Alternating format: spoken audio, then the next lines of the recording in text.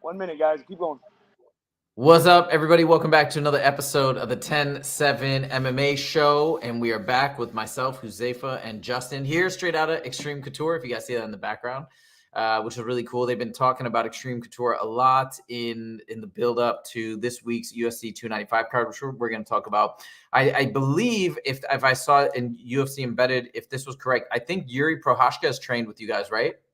At Extreme Couture? He hasn't been here. Yuri hasn't been here. Not that I've seen, anyways. Oh, Yuri. Okay, who? Maybe then. Anyways, I saw somebody training at at Extreme Couture. Maybe it wasn't Yuri. Maybe it was somebody else. But anyways, we got a really exciting weekend coming up, which is super cool. And the other thing I want to talk to you about is a fantasy UFC 300 card. I think that's right around the corner. It's actually crazy. I was looking up all the timelines of all the other UFC events that have been announced up through 299, which is scheduled to take place in March with Cheeto Vera versus Sean O'Malley. So I think that could be a really interesting thing that we can both brainstorm together and see what would be like a really cool fantasy lineup, or maybe several fantasy lineups. One of which is obviously for me, John Jones versus Francis Ngannou, which I still pray that could somehow happen, but we'll see. Anyways, so before we get into the mix and before we talk about predictions and everything, I did want to talk to you about what's coming up this weekend. And the first thing I wanted to talk to you about is Aspinall versus, hold on, I'm just going to put up the title here, Aspinall versus Pavlovich. And the reason why I want to talk to you about it is, here, let me pop it up on the screen. As you know, I like to always pay attention to the interviews, to the press conference, things like that. I don't know. Did you see the presser, by the way? No, I have not seen the presser. Okay, well, you didn't miss anything. It was like, no offense to the fighters, but it was just I don't know. It was nothing. And here's my proposal, or what I think that would be amazing for the UFC. I think what the UFC should do is for every single fighter where English is not their first language, and I know it's not easy. I'm sure it's really hard to learn English, but they should pay for the fighters to have English tutors, don't you think? Because the reason why the press conference was so difficult to get through was because Pavlovich, who I'd love to hear from, had a translator, and it slows down the communication. Same with, wouldn't you love to hear like Alex Pereira, talk, I feel like he's probably such an interesting guy. Anyway, so it creates that disconnect. We can't really get to see their true personalities. So the presser wasn't great. But the one thing I do want to say is this, and this is where I really want, and what's up, Western Mass Climbers back. Yeah, well, he said do a poll in chat for Aspinall versus Pavlovich. We don't have that many people in the chat. Well, what's your thoughts, Western Mass Climber? I think you said you liked Aspinall, but you thought Pavlovich was going to win. That was my recollection from last time. But Justin, here's what I want to ask you. I keep hearing Aspinall in the pressers, and he just doesn't seem that confident to me when he talks. He keeps on mentioning the fact that he's fighting late notice, etc. I brought this up to MMA Guru in one of his live streams, and I was like, yeah, man, doesn't it concern you? And he's like, well, he always seems like that. He never seems that confident. So maybe, and this is where I want to get your opinion, maybe this is just how he is. And obviously, even if he's not confident, he still just might be a better fighter, and he still might come out and win. But does that give you any alarm bells that he keeps mentioning the late notice and all that? Yeah, honestly, as a fighter, when you start mentioning things, like for instance, for my last fight, early on in my camp, I talked a lot about my neck injuries. Like, hey, this is my first fight back. About halfway through the camp, one of my coaches like, hey, it sounds like you're already making excuses for if you lose. So that is definitely a mental thing of it. And you got to stop doing that, because you're planting these seeds of doubt. Like, hey, well, if I lose, it was a short notice fight. Like that, he needs to stop doing that. And yeah, and definitely just like you saw an MMA Guru, it might be him. He does it every single fight. But from a guy that doesn't know too much about Tom Aspinall, if I start hearing things like doubt, that's doubt, man. You're already making an excuse of why you're not in shape. Maybe why, did he? I don't know if he made weight or not. But he made weight. He did make weight, so that's a good thing. But you're making excuses for these little things. Again, it could be his personality, but it's a red flag immediately to me for not knowing anything about Tom, not knowing much about Tom Aspinall. Now, here's the other thing that if you want to talk about weight, so I like to watch the weigh. Yeah, I like to watch everything. You know how I am, right? So I watched the weigh-ins this morning, and it also, I still really want Tom Aspinall to win, and I'm still gonna pick him. But it also, so he weighed in at 261.6. I think that was his weight, if I remember correctly. And for heavyweight, you just have to be under 265. Am I right? Correct. So he weighed in at 261.6, but he seemed elated. He was like, yes, he was so happy. So that made me also get paranoid. Like, was it a bad weight cut? But like, you came in well under 265. So I'm just kind of confused. Do you make anything of that, or am I making a mountain out of a molehill? I think you're making a mountain out of a molehill, man. I tell you what, like there are times to where, when I was going to 45 or 55, if like I step on the scale at 145.7, 0.3 under, and I'd be grabbing a cup of water, filling it up, then stepping back on the scale with my cup of water to see if I could drink that. There's no way he had a hard weight cut if he was 4 pounds under. That's just not a thing. That doesn't happen in MMA, especially in the UFC, because when you're in your hotel, you have a scale that matches. So you're at your hotel cutting weight or wherever you're cutting weight, you're going to have a scale that matches the scale at the weigh-in. So the weigh-in process for the UFC is you cut weight, you go downstairs in your hotel, they have an official there at that scale. You step on the scale. If you're on weight, they radio in, they say, hey, bring the limo. They come, they get you. You get to the venue, you weigh in again on a scale. As soon as you step off the car, then you walk up to the stage. So he knew for at least 30 minutes or so that he was on weight. There's no reason 4 pounds under if it was a hard weight cut. It doesn't make any sense. Got it. Okay, well that's good to know. So I'll put it like this then. In our final picks here, I've been watching everything. We've talked about the psychology. You're making me feel confident to continue to pick Aspinall. Is that the way you're still going, or what do you think? Man, I think his experience, I think his tenacity. Tom is kind of a goofy guy that might throw a gear into the wrench into the gears here. That really messes Pavlich up. But I tell you what, man, this guy's a killer. I mean, you just look at his demeanor all the time. He reminds me of like that Fedor demeanor. He just, it just is always a cold-blooded killer. And I just think he's going to be too much for Tom.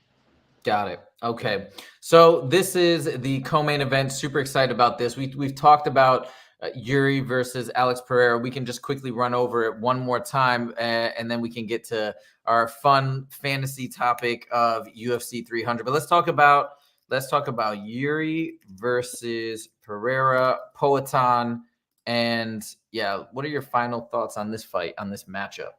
I think this fight's pretty cut and dry. I think Pereira's definitely going to have the advantage in this fight. Yuri, I believe, is going to try to stand with him and strike with him. But we're talking about a world-class striker, arguably one of the best strikers, if not the best striker credential-wise in the UFC right now.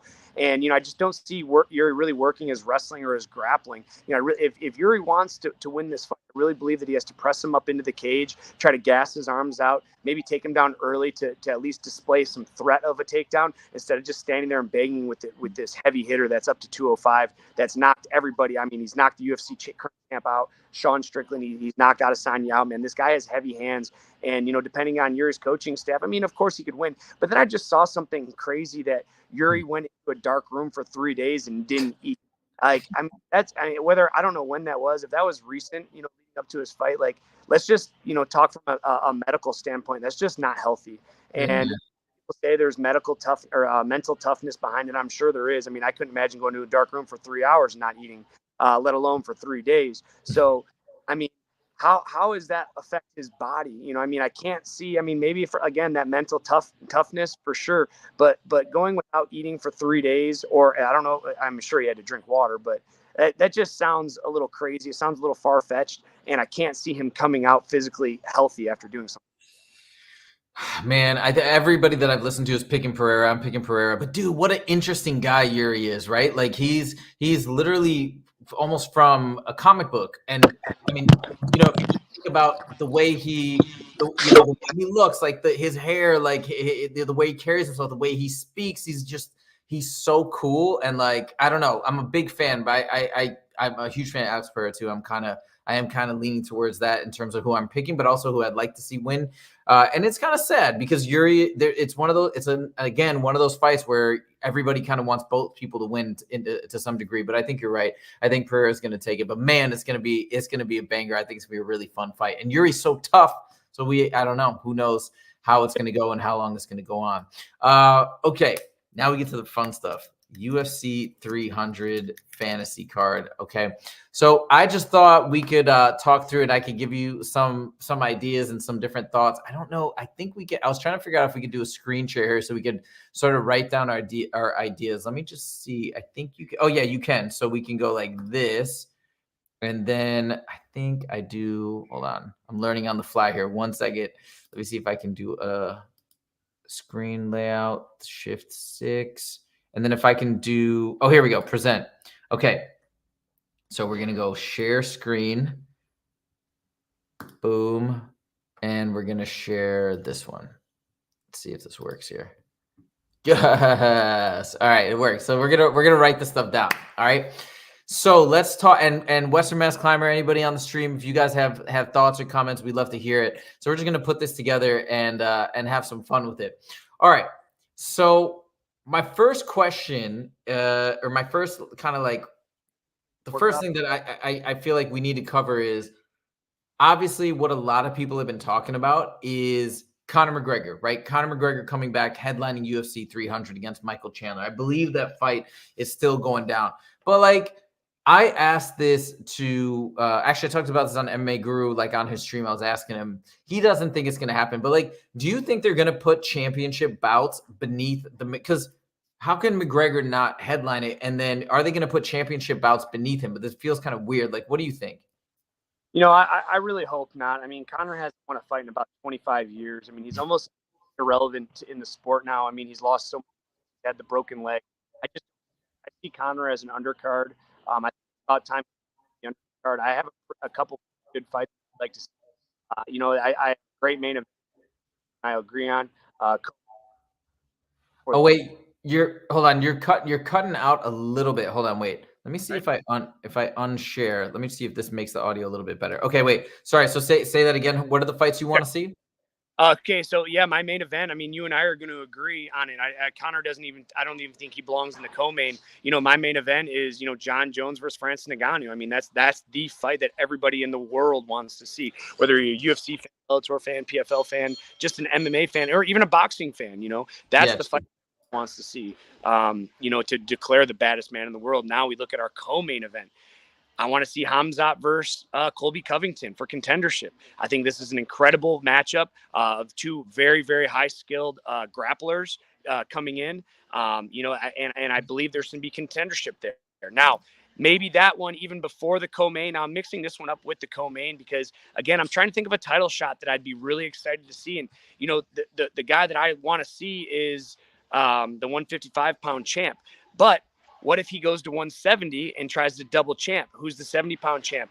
We say, I'm trying to think, the 55. Why am I blanking his name right now? Islam. Yeah, Islam. Put him up. Who's the 70-pound champ? Now we have a chance for a double champ here. Islam. Who's the 70-pound champ? Let's pretend Colby beats. It's Leon Edwards, but let's pretend Colby beats Leon Edwards because that would be wild. That would be so crazy if we had Islam versus Colby. Imagine the buildup. I mean, that'd be a crazy buildup, and I'd really like to see Hamzat and Colby go first. I don't know if they're fighting prior to 300 or not. Oh, you want Hamzat versus Colby? That's your dream. So my main fight would be Jones Francis. My co-main would be this Leon Edwards versus Islam for the 170 belt, and then then before that I'd do Hamzat versus Colby. Before that, Conor McGregor versus like Justin Gaethje or a Dustin Poirier kind of. Actually, not Poirier, Gaethje for sure. Yeah, I think that's going to be fireworks because they're both two heavy hitters, and I know Gaethje's not going to put a game plan together where he wants to wrestle. It's just going to be somebody's going to get knocked out in that fight. I think those are my four. If I had to go one more fight, I'm trying to think of an up-and-coming guy that deserves to be on a card like this. I'd really have to sit down and look at the roster. But for these four fights right here, these are the ones that I'd want to see on my Dream 300 card. Okay. I'm going to throw one out there that's insane, but I can't take credit for it. It's Jesse on Fire's idea, but it's brilliant. It's genius. Ready? This is insane. And by the way, Conor versus Gaethje, I think if it's Conor's first fight back, I'd love to see him versus Gaethje, but I think it feels like they're still going to do Chandler. That's what I think. But fine, Conor versus Chandler, amazing. Whoever it is. Okay, ready? Get out of here. Throw this shit. Wait. So see if what you think of this. What do you think of that? I mean, it's 170. It's a WWE fight. Paddy Pimblett, I mean, he has to get by Tony Ferguson first, and I don't think he's going to be able to do that. Dylan Dennis fucking sucks. Like, I mean, yeah, he's an incredible grappler, I'm sure, but is he an MMA fighter, man? It's easy to be an MMA. I mean, he just fought Logan Paul, who's not even a real boxer, and, he got his ass whipped, and he tried to pull guard and do some stupid shit. Like, I think it's bad for the sport. I think it's bad for the fighters because when you at least from a guy like me, I bust my fucking ass for this sport. And for someone like Dylan Dennis, who's done absolutely nothing for the sport, just to come in and make, huge paydays is very nerve wracking for me, because again, I've dedicated my whole life to this sport. And this guy who has 2 MMA fights and 1 boxing fight, out of those 3 fights will make more money than I'll ever make in my whole career. And, it's damaging for the sport, I believe, to keeping throwing this guy's name around. I think he's fucking trash. I think he's a terrible boxer. He's a great grappler, but this is an MMA fight. So I can understand, the WWE aspect of it. I can understand why they'd mention this matchup, but I don't even think Paddy gets by. I don't think Paddy gets by Ferguson. And if he did get by Ferguson, I think they'd be serving Paddy a home run here against Dylan Dennis. Okay, so let's take them out. Okay, so let's assume then that Tony wins. So this is another option, right? If Tony did win, let's say he beats Paddy and he wants one more fight, and they line him up on the undercard or somewhere on UFC 300. Who would you like? And let's say it's his retirement fight. Who would you like to see Tony Ferguson fight? Man, I mean, as his retirement fight, man, I'd want to have an edge, but unfortunately, I just can't think of anybody that's in the top 15 that I think Tony can beat. I'd really like to see him go up here and knock this newcomer off. Well, he's not really a newcomer, but I'd like to see him knock Paddy off. And man, I don't think Tony's ever going to have a retirement fight. I think he's just going to keep fighting until the UFC cuts him, to be honest. Tony versus here. The problem with, trying to retirement fight for Tony is he's fought everybody. He's fought every stuff. So, I mean, if I had to see it, I'd love to see him fight Paddy, knock him off his ledge, and retire after that. Okay. All right. And then, so let's say that's a possibility. By the way, so we got, if I remember the timeline correctly, I believe Sean Strickland, your boy, is fighting Dricus du Plessis in February. I think that's when their card is UFC 296 or 297. I can't remember, but they're fighting I think it's 297. I think they're fighting in February. And that was my recollection. It looks like since UFC 299 is in March, let's say April or May, somebody was mentioning could be during International Fight Week in July. I feel like that doesn't make any sense. It's too much of a gap. But let's say we're saying April or May at the latest for UFC 300. You see Sean turning around and fighting again for UFC 300? You think that's too quick? No, for him, Sean is a fucking animal. I just was with him this morning. He's training over here. He did at least 2 hours of mitts and work with two or three different coaches this morning. He just left. If we were on 30 minutes earlier, you would have saw him. Dang it. But this guy, he wants to fight. He doesn't take time off. After he won the title, he came in practice and was talking to everybody about how they need to get right back in the gym, take a day or two off, especially if you're banged up a little bit. But if you're not banged up, you got to be there for your teammates. Sean's always going to be ready to go. If they give an opportunity to fight on 300 card, I'm willing to bet he takes it. Okay, now if he gets an opportunity and he gets through Dricus, which I'm a big fan of Dricus too, but I think most people that I've heard are picking Strickland over Dricus so far. So let's say that happens just like it's being predicted. Who do you think? Who would be the matchup? Would it be Hamzat? I know you're already putting Hamzat against Colby. Would it be Hamzat? Would it be a rematch against Izzy? That's what. Oh, and that's another possibility too, right? For Izzy to wait until 300 to make his return as a possibility. What do you think? Izzy versus Strickland? Yeah, I'd like to see. I mean, Izzy's proven himself time and time again to be the guy, and he shouldn't just be knocked off the ladder because he had one bad performance. Izzy's one of the greatest of all time. I think Izzy and Strickland too would be an incredible fight. I'd probably put that as my co-main under Jones and Francis. Move Islam Leon one before that, Kazmat Colby before that, then Conor and Gaethje before that. That would probably be my lineup, because again, some people have said that Izzy's one of the greatest of all time for his weight class. Sean just went in there and wrecked him. So I'd love to see him get a chance and redeem himself. But again, Sean's in the gym. He's not fucking around. He's been training every day, since he's won the title. I see him every day. This guy isn't taking days off. He's not taking shortcuts. He's only going to get better going into Izzy too. And Izzy in Izzy's head, it's not like he clipped him and got lucky. He beat him for 5 rounds. He beat him convincingly. I don't even know if I felt Izzy won a round. Sean walked him down and employed his game plan and did what he had to do. So, I think Izzy should get a shot at it, but I still see the same outcome. Yeah, I don't think Izzy got any rounds. That's my recollection on any scorecard. So, yeah, it was amazing. I would love to see that again. But there's so many interesting things. Okay, couple other things. I know we already got 5, but another person I'd love to see fight, Bo Nickel. Imagine if they can get him on that card. Would you be excited to? I don't know who the opponent would be, but I think that doesn't even matter. I think everybody would be so stoked to see him fight regardless. And imagine Bo and Hamzat on the same card, because they're going to fight one day. So imagine them during the press conference. Dude, this would be so sweet if Bo Nickal's going to talk a little smack to him. I'd love to see him. What about Raul Rosas Jr.? Would you be? Remember, we saw him at the Converse Casino after your fight. Would you be interested in seeing him on UFC 300? No, I wouldn't be interested in seeing him at all at 300. I don't think he's earned his stripes. There's no reason he should go in there, especially coming off a loss. I believe he lost his last fight. There's no reason that he should be granted. He won his last fight. He lost, and then he won the last one. Okay, so yeah, I don't think this kid's earned his stripes. I think he's 2-1 in the UFC. He has a lot of potential, but there's no reason to throw him in there when there's plenty of vets that have been doing this for a long time. I'd rather actually see one of the old school vets come in, and take like the main bout of like a featured prelim over Raul for Rosa. Like I said, he's only has 3 fights in the UFC. He's 2-1. He was exposed his second fight.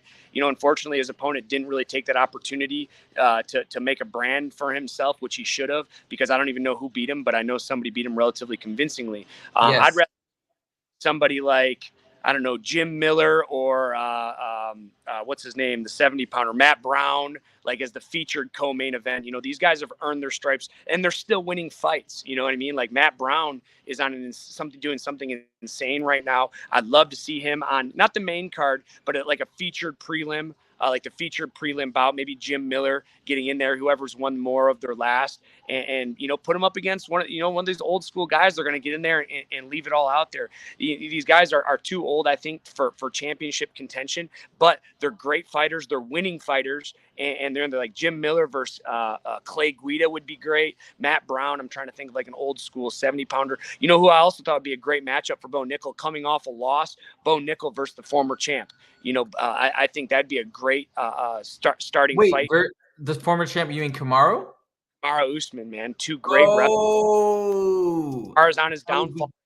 A great fight to throw Bo Nickel in there and shoot him into stardom over winning a couple fights. And August, right before that too. Interesting. Bo Nickel versus Kamaru, and Kamaru did move up now to middleweight, so that could be kind of interesting. Whoa, that'd be crazy. I don't know. Do you think Kamaru would take it though? I don't know if he would take it.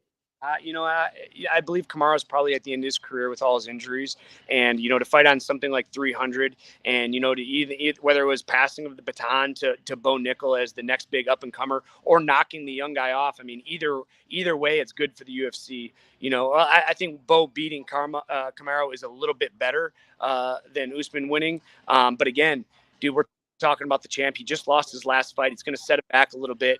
Bo Nickel, it'd be a great opportunity for him to show up and really show what he can fight, because everybody Bo's fought so far, I've never even heard of. And I understand it's a building process. Look what they've done with Sean O'Malley, man. They built him perfect. Then he showed up when he was supposed to. Bo Nickel, maybe it's a little early in his career, but we're still talking about, 10 months out. There's a lot that can happen. Bo could take another fight in there and now put him 3-0 in the UFC. And then he'd be like, all right, hey, Usman, what do you think of, Nickel? And it'd be great. Rosa, I don't want to see. I just don't. I don't think that, he's earned his stripes yet, especially 2-1. He's barely over 500 in the UFC. In one of his fights, against Louis, I'm trying to think of what his last name is. Oh, no, that's Patty, not scratch that. Mm-hmm. But anyways, I don't even know the 2 guys he has beaten, let alone the guy he lost to. Got it. All right. I think this is good. And the thing is, more ideas are coming into my mind, but we already got it so filled out. It's crazy. The possibilities are endless. The one thing about John Jones versus Francis, obviously that's going to be the toughest one to pull off, but I think it could be so amazing if somehow it could happen in the universe where maybe there could be some sort of a collaboration. But anyways, I want to end on one thing. So moving on, hold on, Cheeto. So moving on to one final topic, which is, oops, it went away. Hold on one second. I wanted to ask you about the O'Malley fight versus Cheeto Vera and or Marlon Vera, because the reason why I wanted to talk about this is I was really excited about. I still am really excited about this fight. I think it's a great fight. But I was listening to Fighting on SBN yesterday. Jed Meshew, who's one of the analysts that I really like, He was saying that he's like, yeah, it's amazing that O'Malley got Cheeto Vera. This is a huge fight. He wants to win that one back. But he said, but at the end of the day, this is a terrible style matchup for O'Malley, and he thinks O'Malley's going to lose. And that was actually the consensus of, I think, Mike. I can't remember who else was on the show, but they all felt that O'Malley was at a disadvantage against Cheeto Vera. What are your thoughts? I don't think he's at a disadvantage, but Cheeto is in his head. I mean, he won the first round, or the first meeting, whether he likes to admit it or not, whether he lost by injury or however he lost, he still lost. That's the back of his head. Now he can take that energy, that positive or negative energy. He can take it as a positive, because it's really hard to beat somebody as good as Sean O'Malley, that's world class twice in a row. So he could take it that way. And there's times where I've actually in rematches, because when you look at the guy, like, for instance, when I get this rematch, hopefully with Padilla, like, I've already seen it. I already know what he's going to bring to the table. I already have an idea of what he's going to do. So Sean O'Malley can really expose him, understand the game plan, unless Cheeto has a complete opposite game plan. But I think he's really going to start chopping away at that front leg. He's going to go right back to leg kicks. Like, it's really like to see Sean practice counter punching off those kicks. With that being said, Sean might say mentality and just think he's better now. Cheeto's gotten better.